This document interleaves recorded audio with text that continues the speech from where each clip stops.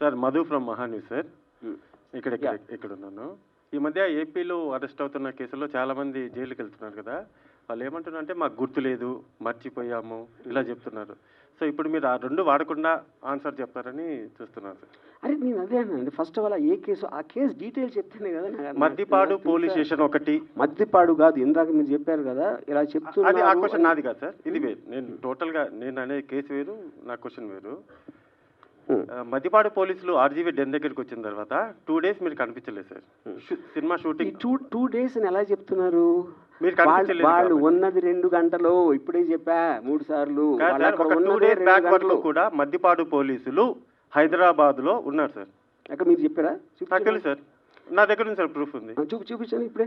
ఆయన పేరు నోట్ చేసుకోండి. నా పేరు మధు సార్, మహాన్యూస్ లో పనిచేస్తాను. మీరు పోలీస్ ఆఫీసర్ 2 రోజుల నుంచి మేము గాలిస్తున్నాం అన్న వీడియో మీరు చూపిస్తే కనుక సార్ నేను మీకు ₹1,00,000 ఇస్తాను ఇమీడియట్ గా.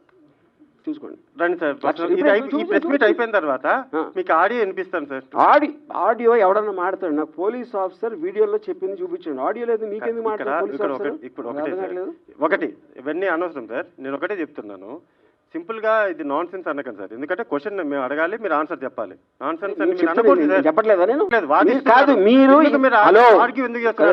ఇక్కడ కూర్చుని మీరు వాళ్ళు చెప్పారు 2 రోజులు ఉన్నారన్నారు. 2 రోజులు 2 రోజులు కాదు, 3 రోజులు సార్, 1 day వాట్ ఎవర్. నేను ప్రూఫ్ అడుగుతున్నా. అదే సార్ నేను అడిగింది. పోలీసు చూపించకుండా ఊరికైనా మాట్లాడద్దు, అది నేను చెప్పేది. ఓకే, సినిమా షూటింగ్ అని చెప్పారు కదా సార్, సినిమా షూటింగ్కి వెళ్ళామని చెప్పారు. ఏ సినిమా సార్?